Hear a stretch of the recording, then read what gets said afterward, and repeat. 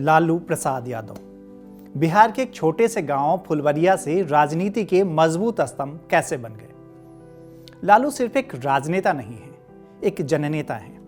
उनकी fan following इतनी शानदार कि कभी उसकी नकल कर लालू डॉल बाजार में हिट हो जाती है, तो कभी लालू के अंदाज पर बनी फिल्म और सीरियल कामयाबी का परचम लहरा लेती है।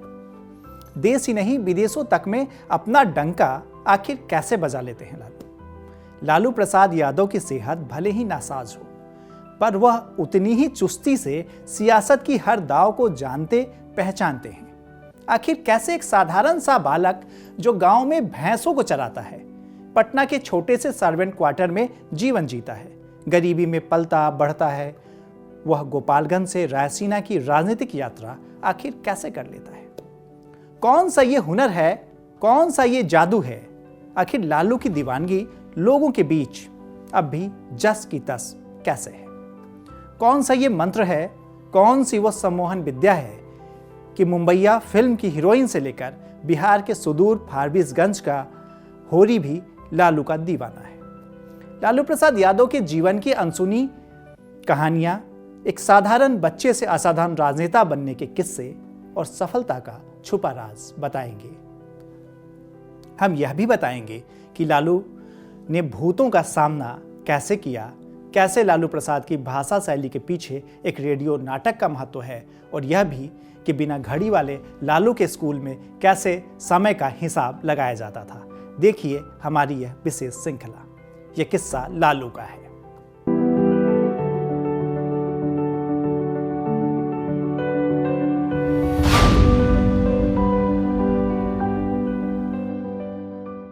लालू प्रसाद यादव अपनी जीवनी गोपालगंज से रायसीना में अपने जन्मदिन के बारे में बताते हैं। लालू कहते हैं, मेरे स्कूल के प्रमाण पत्र में यह 11 जून 1948 दर्ज है और मैं हर साल इसी दिन जन्मदिन की बधाइयां स्वीकार करता हूं। मुझे पता नहीं कि रिकॉर्ड में यह कैसे दर्ज हुआ, क्योंकि मेरी माँ को इसकी सिर्फ धुंधली सी यादें भर थी। हम 6 भाई और हमारी एक बहन, उन्हें माई कहते थे। एक बार जब मैंने जोर देकर जानना चाहा कि आखिर मैं पैदा कब हुआ था, तो वो नाराज हो गई। बेरुखी से उन्होंने कहा कि इससे क्या फर्क पड़ता है। जब मैंने जिद की तो वो कुछ मायूस सी हो गई और बोली, हमरा नइखे याद, तू अनहरिया में जन्म ला की जोरिया में। अपनी पीढ़ी के दूसरे लोगों की तरह वह महीनों को हिंदू कैलेंडर के हिसाब से याद रखती थी। चैत, बैसाख, जेठ, अषाढ़, सावन, भादो आदि। इसी तरह से अनहरिया, अंजोरिया, कृष्ण पक्ष और शुक्ल पक्ष, और इसके बाद मैंने फिर कभी यह जानने की कोशिश नहीं की। हालांकि मैं यह मानता रहा यह तारीख गलत है। हालांकि भाई ने मुझे खुश करने के लिए दाई को बुलवाया, जिसने मेरे पैदा होने की समय में जानने में मदद की। लालू कहते हैं कि कुछ बड़ा होने के साथ ही मैंने खुद को भगई में पाया। यह लंगोट की तरह का एक छोटा कपड़ा होता है, जिसे मेरी कमर के निचले भाग और टांगों के बीच से लपेट दिया जाता था। सर्दियों में माई आंगन में कंडे, गन्ने के सूखे पत्ते और फूस में आग जलाकर हम सबको साथ लेकर उसके चारों ओर बैठ जाती। धान के पुआल से हमारे लिए बिस्तर बनाया जाता। वह हमारे लिए जूट के बोरे में पुआल, पुराने कपड़े और कपास से भरकर कंबल बनाती, ताकि हमें ठंड न लगे। लेकिन इतना ही काफ़ी नहीं। लालू ये कहते हैं कि रात में मैं अपनी भगई को गीला कर देता और रोने लगता। माई मुझे लेकर अलाव के पास तब तक बैठी रहती जब तक कि मैं कुछ गर्म न हो जाऊं और मेरी भगई न सूख जाए। इसके बाद वो मुझे कंबल और धान के पुआल के बीच रख देती या कोशिश करती थी कि किस तरह मुझे आराम मिले। घर में इतने कपड़े नहीं थे कि मेरे लिए और मेरे भाइयों के लिए और बहनों के लिए भगई के 2 जोड़े बनाए जाएं।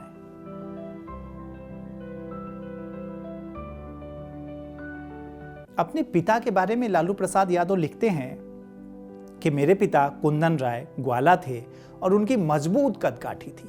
उनके पास 2 गंदे कपड़े थे, जिनमें से एक को वह नीचे की ओर लपेटते और दूसरे को कंधे में वह हमेशा एक लाठी के साथ रखते थे।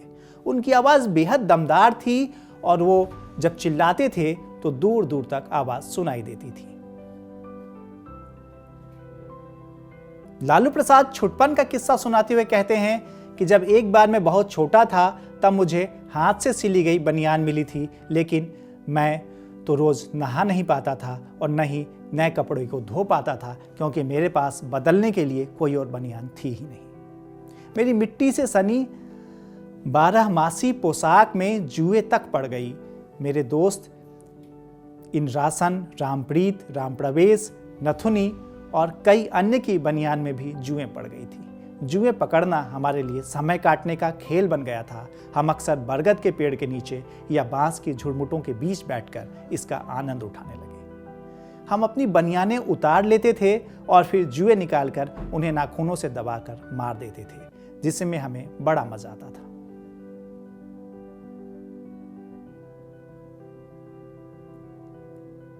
भूतों से लालू यादव के सामना होने की कहानी भी काफी दिलचस्प है। लालू प्रसाद ने अपनी किताब में इसका जिक्र किया है। एक बार मेरा भी भूतों से सामना हो गया।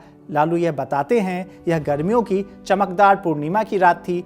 हमारे घर के पीछे एक बड़े से पीपल के पेड़ के नीचे बरहम बाबा का अपना ठिकाना था। गांव के काका सौराठी ब्रिजभान गा रहे थे। ये एक भोजपुरी की प्रेम कथा है। सौराठी ब्रिजभान और बरहम बाबा के डेरे में रात्रि भोज के बाद घेरे में बैठे लोग उन्हें सुन रहे थे। श्रोताओं में मैं भी शामिल था। मुझे बिरहा, हाला, सौराठी और अन्य लोकगीत सुनना अच्छा लगता है और मैं आज भी इन्हें सुनता हूँ, क्योंकि ये आपको जड़ों से जोड़े रखता है। प्रस्तुति के दौरान वहीं बरहम बाबा के नज़दीक गेहूं के पुआल के ढेर में मेरी नींद लग गई। मुझे पता ही नहीं चला कि कब काका ने गाना बंद कर दिया और अन्य ग्रामीण अपने घर को चले गए। अचानक 2 लड़कों ने मेरे दोस्त का स्वांग भरकर मुझे जगा दिया और अपने साथ आने के लिए उकसाया। मैं उनिंदा था और मुझे कुछ समझ नहीं आ रहा था। वे गांव के बाहर स्थित शमशान की ओर बढ़ रहे थे और मैं आंखें मलता हुआ उनके पीछे चल रहा था। कुछ दूर चलने के बाद मैं वहीं खेत में लघुशंका के लिए बैठ गया। वे दोनों लड़के मेरे नज़दीक खड़े रहे। उनके सिर और चेहरे आधे ढके हुए थे। मैं जब पेशाब कर ही रहा था, उसी समय हमारे गांव के पास एक बुजुर्ग तपेसर बाबा अपनी हथेलियों में खैनी मलते वहां से गुजर रहे थे और उन्होंने पूछा, कौन है रे? मैंने जवाब दिया, हम हैं ललुआ। तुम कहां जा रहे हो? उठो और घर जाओ।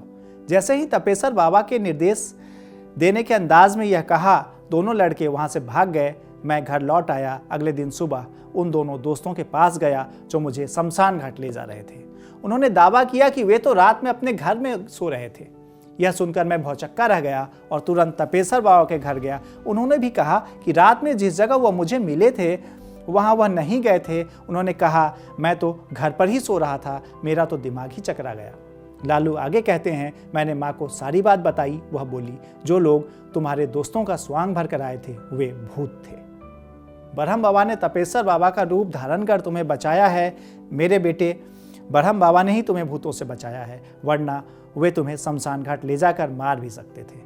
उन्होंने मुझे बरहम बाबा की प्रार्थना करने की सलाह दी। आज तक जब कभी मैं अपने गांव जाता हूं, बरहम बाबा के सामने सिर झुकाए बिना आगे नहीं बढ़ता। भैंसों की सवारी का दिलचस्प किस्सा भी लालू बताते हैं। लालू कहते हैं कि मैं भैंस की पीठ पर सवारी करने में माहिर था।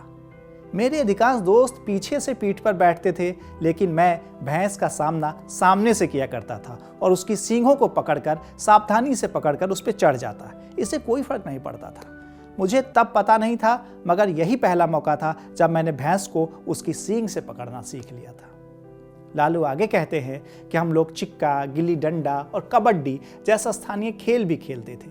हम लोग गोल घेरा बना लेते और एक दूसरे को पकड़कर गाते, चूटा हो मामा के घैला, काहे फोड़ला हो चूटा। मुझे इस गाने की उत्पत्ति के बारे में नहीं पता, लेकिन यह मजेदार और शरारती लगता था।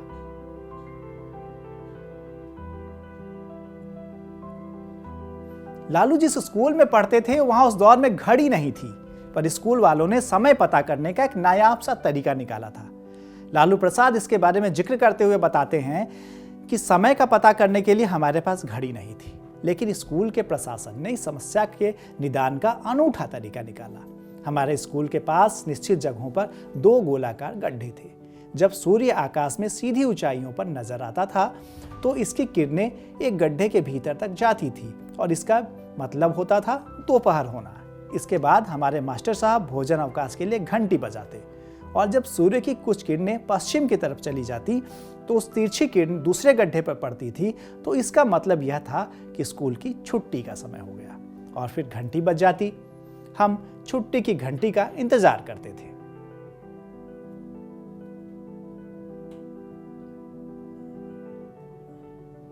पटना का रुख लालू प्रसाद ने कैसे किया और कैसे उनके लाइफ का ये टर्निंग पॉइंट बन गया, यह किस्सा भी आपको बताते हैं। लालू प्रसाद अपनी किताब में ये लिखते हैं कि एक बार हमारे गांव में एक हींग बेचने वाला आया।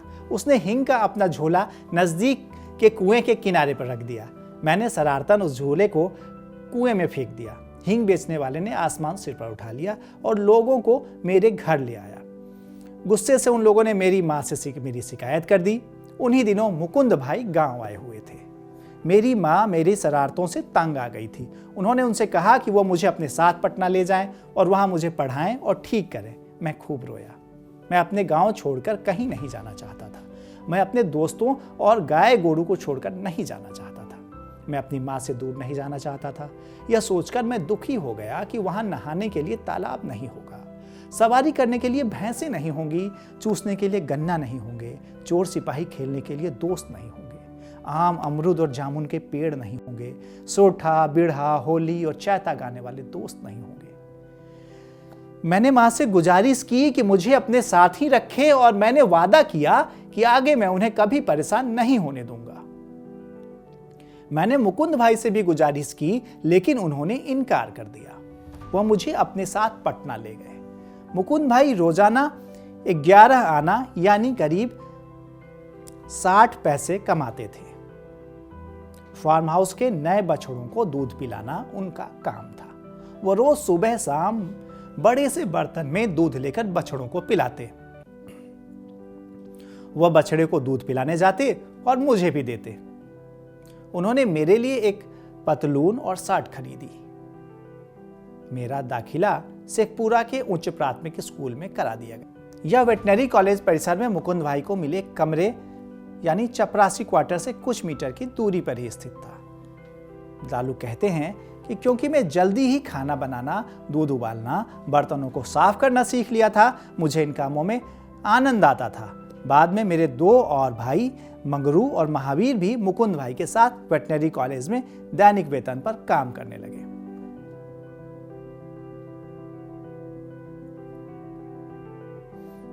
नकल करने की महारत लालू ने कैसे सीखी, यह किस्सा भी कम दिलचस्प नहीं।